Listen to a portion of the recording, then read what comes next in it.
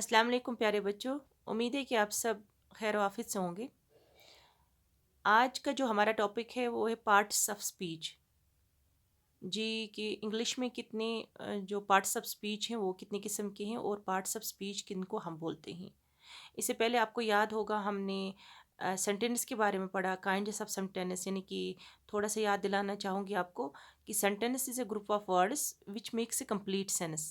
लफ्ज़ों के ऐसे मजमू कहते हैं सेंटेंस जो माने पूरी तरह से ज़ाहिर करे, या सेंटेंस उसको भी कहते हैं जो that contains subject and A predicate, उसको हम सेंटेंस कहेंगे। ठीक है ना। फिर उसके बाद हमने काइंड्स ऑफ सेंटेंस पढ़े कि काइंड्स में इंग्लिश में there are four types of English sentence. Number one declarative sentence, जिसमें स्टेटमेंट है, जो स्टेटमेंट है, जो सिंपल सेंटेंस होता है, यानी कि जो डिक्लेरेटिव सेंटेंस होते हैं इनमें दो किस्म होते हैं, पॉजिटिव भी हो सकते हैं और नेगेटिव हो सकते हैं। और declarative sentences are the most common type of sentences in English. Number two, हमने कहा था आपसे इंट्रोगेटिव सेंटेंस, जिसमें क्वेश्चन पूछा जाएगा, जो सवाल हमसे पूछा जाएगा, तो उस सेंटेंस को हम इंट्रोगेटिव सेंटेंस बोलते हैं। फिर उसके बाद number three is imperative sentence, यानी कि जिसमें कमांड या हुक्म ज़ाहिर उसको किया गया हो, उसको हम इम्परेटिव सेंटेंस बोलते हैं। और नंबर फोर में हमने पढ़ा था एक्सक्लेमेटिव सेंटेंस। एक्सक्लेमेटिव सेंटेंस यानी कि जिसमें हैरानगी, अफसोस, खुशी या नफ़रत के ख्याल को ज़ाहिर किया जाए, उसको हम बोलते हैं एक्सक्लेमेटरी सेंटेंस। और उनके आखिर पे वो एक्सक्लेमेशन मार्क लगाते हैं।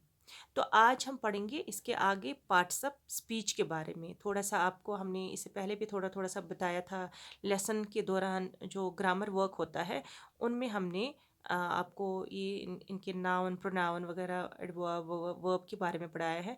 तो आज हम जो 8 होते हैं parts of speech, 8 parts of speech, तो हम उनके बारे में आज पढ़ेंगे, कहाँ पे यूज़ होते हैं। ठीक है ना। There are 8 parts of speech in English language: noun, noun, pronoun, verb, adjective, adverb, preposition, conjunction and interjection. ये 8 हैं। तो हम ऐसा कहेंगे there are 8 parts of speech in English language. These are noun, pronoun, verb, adverb, adjective, adverb, preposition, conjunction and interjection. तो यहाँ ये कहाँ पे हमें यूज़ होते हैं? The part of speech indicates how the word functions in meaning as well as grammatically within the sentence. An individual word can function as more than one part of speech when used in different circumstances. Understanding parts of speech is essential for determining the correct definition of a word when using the dictionary. यानी कि जब हम अपने ख्यालों को ज़ाहिर करते हैं, या जब हम अपने ख्यालों को ज़ाहिर करने के लिए लफ्ज़ों का इस्तेमाल करते हैं, तो जो ग्रामर में जो होते हैं ना, ग्रामर में लफ्ज़ों की जो किस्में हैं, तो वहाँ पे हम इस्तेमाल करते हैं। तो इनमें है ये जो है 8 हैं पार्ट्स ऑफ स्पीच। तो वहाँ पे हम लफ्ज़ों की इन किस्मों को पार्ट्स ऑफ स्पीच बोलते हैं। तो इनमें जो पार्ट्स ऑफ स्पीच है हम अलग अलग एक एक करके पढ़ेंगे। तो पहला जो है वो है नाउन। नाउन किससे कहेंगे हम? A noun is the name of a person, place, thing or idea, यानी कि जो लफ्ज़ किसी आदमी, जगह या चीज़ का नाम बताए या इसका एहसास करवाए, उसे हम नाउन कहते हैं। जैसे फॉर एग्ज़ाम्पल अहमद एक नाम है, जम्मू है, श्रीनगर है, girl, city, table, air, water, bravery, etcetera, these और ऑल नाउन्स। यानी कि इनमें कोई आदमी है, कोई जगह है या चीज़ है, या एहसास किसी का एहसास करवाए, उसको हम नाउन कहते हैं। तो दूसरा जो है वो है प्रोनाउन। प्रोनाउन किससे कहेंगे हम? A pronoun is a word used in place of noun. यानी कि नाउन की जगह जो अभी हमने कहा, noun, noun is the name of a person, place, thing और आइडिया। नाउन की जगह इस्तेमाल होने वाले लफ्ज़ को प्रोनाउन कहते हैं। जैसे she, we, they, it, my, me, we, our, us, you, your, he, she, him, his, her, they, them, their, it is, ये सब किस में आएंगे? प्रोनाउन में। जैसे आपको मैं ऐसा मिसाल दे दूंगी, Fatima is my friend, Fatima is my friend, यानी कि फातिमा इज़ माई फ्रेंड। ठीक है, आप ध्यान रखेंगे यहाँ पे, और यहाँ पे फुल स्टॉप है। फिर इसके बाद she is very honest, she is very honest. अब यहाँ पे आप देखेंगे कि हमने यहाँ पे जो फातिमा है, ये पहले सेंटेंस में जो फातिमा है ये नाउन है, ठीक है ना।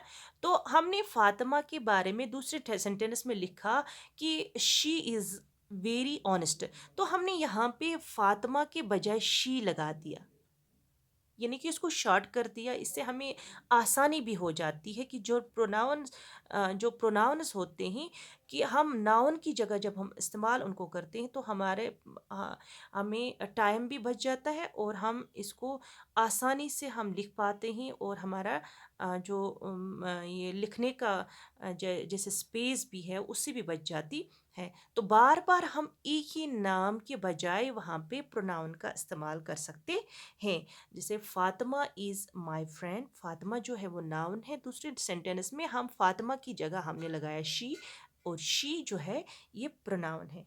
इसी तरह से अगर दूसरी मिसाल हम ले लेंगे, I bought A table, I bought A table, जो टेबल है वो नाउन है, तो हम इट इज़ मेड ऑफ, अगर हम टेबल के बारे में और लिखना है तो हम ऐसे कहेंगे it is made of food. जो इट है, इट किसके बदले हमने लगाया? टेबल के बदले। जो इट है ये, इसको हम प्रोनाउन कहते हैं। तो इसके बाद जो है number 3 is verb. A verb expresses action or being. ठीक है, जो वर्ब है ये जिस लफ्ज़ से किसी काम का ये ज़ाहिर होना, उसको हम वर्ब कहते हैं। जैसे फॉर एग्ज़ाम्पल यहाँ पे the verb is a sentence express action और बीइंग। ठीक है, there is a main verb and sentences and sometimes one or more helping verbs. For example हम कहेंगे वर्ब में, हम आपको एग्जांपल एक दे देंगे, I lost my pen, I lost my pen. इस सेंटेंस में जो लॉस्ट है दैट इज़ वर्ब। इसी तरह से एग्जांपल एक वो ले लेंगे हम, she is learning her lesson, she is learning her lesson. जो एक्शन वर्ड है वो यहाँ पे इस सेंटेंस में कौन सा है? लर्निंग। ठीक है, तो इसको हम कहते हैं वर्ब, जो जो किसी काम को जाहिर करें। ठीक है ना, तो यहाँ पे एक्शन वर्ड जो है इस सेंटेंस में, she is learning her lesson, तो लर्निंग जो है ये वर्ब यहाँ पे हम इसको कहेंगे। ठीक है, नंबर 4 इज एडजेक्टिव। एडजेक्टिव क्या है? ये एन एडजेक्टिव मॉडिफाइज और डिस्क्राइब्स ए नाउन और प्रोनाउन। ठीक है, यानी कि किसी नाउन या प्रोनाउन की खासियत बताने वाले लफ्ज़ को एडजेक्टिव कहा जाता है।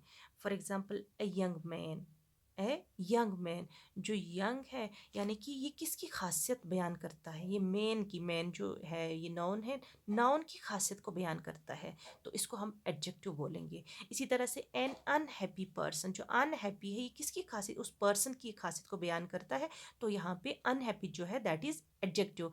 ए ब्यूटीफुल फ्लावर, फ्लावर जो है दैट इज़ नाउन, और इसकी खासियत जो है वो हम इस तरह से बयान करते हैं जैसे ब्यूटीफुल, खूबसूरत, तो खूबसूरत जो है यहाँ पे ये एडजेक्टिव इसको कहेंगे हम। तो इस तरह से जो किसी नाउन या प्रोनाउन की खासियत बताने वाले लफ्ज़ को हम एडजेक्टिव कहते हैं। Number 5 is adverb. An adverb modifies or describes a verb, an adjective, or Aninder adverb जैसे जेंटल है, एक्सट्रीमली है, जेंटली है, एक्सट्रीमली है, केयरफुली है, वेल है, ठीक है। An adverb describes or modifies a verb, an adjective, or any other adverb, but never a noun. It usually answers the questions of when, where, how, why, under what conditions, or to what degree. Adverbs often end in ly. For example, हम ऐसे कहेंगे कि जो लफ्ज़ किसी verb, याद रखेंगे आप, जो लफ्ज़ किसी वर्ब या एडजेक्टिव या एडवर्ब की खासियत को जाहिर करे उसे एडवर्ब कहते हैं। जैसे हम कहेंगे, अभी हमने कहा कि फॉर एग्जांपल जेंटली, जो लास्ट पे ऑलमोस्ट एल वाई से ख़त्म होता है, जैसे she speaks gently, she speaks gently. इसी तरह से she is very gentle, she speaks very gently. ये जो जेंटली या वेरी, वेरी जो हमने लगाया दूसरे सेंटेंस में, ही इज़ वेरी जेंटल, जो वेरी है ये एडवर्ब, इन ये चीज़ें जो हैं, ये जो वर्ड्स हैं, ये एडवर्ब को जाहिर करते हैं। Number 6 is preposition. Preposition number 6 is preposition. A preposition is a word placed before a noun and pronoun to form a phrase modifying another word in the sentence. इसे नाम से ही जाहिर होता है preposition, यानी कि प्री हो गया पहले, जो पहले किसी चीज़ के सामने हम पहले लगाते हैं उसको हम preposition, किसी जगह के से पहले लगाते हैं उसको हम preposition कहते हैं। या ऐसे कहेंगे किसी नाउन या प्रोनाउन से पहले लगे हुए उस लफ्ज़ को प्रपोजिशन कहा जाता है जो फ़िक्रे के दूसरे लफ्ज़ के साथ उस नाउन या प्रोनाउन का ताल्लुक बताए। For example, the boy jumped into the river, the boy jumped into the river, the boy jumped into जो है, इस सेंटेंस में जो इनटू है दैट इज प्रपोजिशन। इसी तरह से I go out for a walk in the morning, जो इन है ये preposition है, इस सेंटेंस में इन preposition को जाहिर करता है। इसी तरह से I was born at Kupara, जो एट है ये preposition को जाहिर करता है। I don't agree with Fatima, जो विद है ये क्या जाहिर करता है, यहाँ पे preposition को जाहिर करता है। And number 6 is conjunction. Number 7 is conjunction. A conjunction joins words, phrases or clause. ये नाम से, इससे भी नाम से ज़ाहिर होता है कंजक्शन, यानी कनेक्टिंग वर्ड या जॉइनिंग वर्ड हम कहेंगे, यानी कि दो लफ्ज़ों या फ्रेजेस या फ़िक्रों को आपस में जोड़ने वाले लफ्ज़ को कंजक्शन कहा जाता है। जैसे यहाँ पे एंड, बट और वेल, बिकॉज। तो अगर हम इसको सेंटेंस में अगर हमने यूज़ करना हो, जैसे फॉर एग्जांपल हम कहेंगे ही इज़ पुअर बट ऑनेस्ट, यानी कि जो बट है इसने इनको जोड़ा है। ही इज़ पुअर, ये भी एक सेंटेंस बनता है अलग से, लेकिन इस जोड़ के रखा है कि इसने जो बट है ये किसको जाहिर करता है, कंजक्शन को जाहिर कर, क्योंकि इसने इनको आपस में ज्वाइन किया है, ठीक है। He is poor but honest. इसी तरह से Ahmad and Mohammad came to me, Ahmad and Mohammad, जो एंड है ये जाहिर करता है किसको, कंजक्शन को। इसी तरह से tell me where you live, जो वेयर है ये कंजक्शन को जाहिर करता है। And number 8 is interjection. Conjunction के बाद क्या है, interjection. An interjection is a word used to express emotion. It is often followed by an exclamation point. जो हमने सेंटेंस में भी पढ़ा है कि एक्सक्लेमेटरी सेंटेंस किसको बोलते हैं और एक्सक्लेमेशन मार्क जो है वो कहाँ पे लगता है, यानी कि जो लफ्ज़ इंटरजेक्शन उसको बोलते हैं कि जो लफ्ज़ बोलने वाले की खुशी, दुख, हैरानगी वगैरह एहसासात को ज़ाहिर करते उसको हम इंटरजेक्शन कहते हैं। जैसे फॉर एग्जांपल अगर हमने सेंटेंस में हमने यूज़ करना है, जैसे ओ है, हम ऐसे करेंगे ओ, ओ के बाद क्या आएगा, ये एक्सक्लेमेशन मार्क आएगा, ठीक है। You had a narrow escape, you had a narrow escape, फिर एस्केप के बाद फुल स्टॉप आएगा। तो यहाँ पे एक्सक्लेम यानी कि इसको इसमें हमेशा it is often followed by an exclamation point, ठीक है। इसी तरह से अगर हम कहेंगे हुर्रे वी हैव वन, तो हुर्रे के बाद क्या आएगा, एक्सक्लेमेशन मार्क। तो ये आज हमने पढ़े कि जो हमारे जो पार्ट्स ऑफ स्पीच है वो कितनी किस्म की हैं। पार्ट्स ऑफ स्पीच आज आप याद रखेंगे, पार्ट्स ऑफ स्पीच है 8। कितने हैं, 8। जैसे noun, pronoun, adjective, verb, adverb, preposition, conjunction and interjection. ये 8 हैं। आप इनको याद रखेंगे कहाँ कहाँ पे हम इस्तेमाल करते हैं, कौन सा सेंटेंस, नाउन कहाँ पे नाउन किस में है, इसी तरह से प्रोनाउन किस तरह से हम कर सकते हैं, कहाँ पे इस्तेमाल कर सकते हैं, और प्रोनाउन किसको बोल सकते हैं, किस सेंटेंस में प्रोनाउन है, किसको ज़ाहिर करता है, प्रोनाउन किसको ज़ाहिर, इसी तरह से एडजेक्टिव किस चीज़ को ज़ाहिर करता है, वर्ब किस चीज़ को ज़ाहिर करता है, इसी तरह से एडवर्ब, प्रेपोजिशन, कंजक्शन, इसी तरह से इंटरजेक्शन।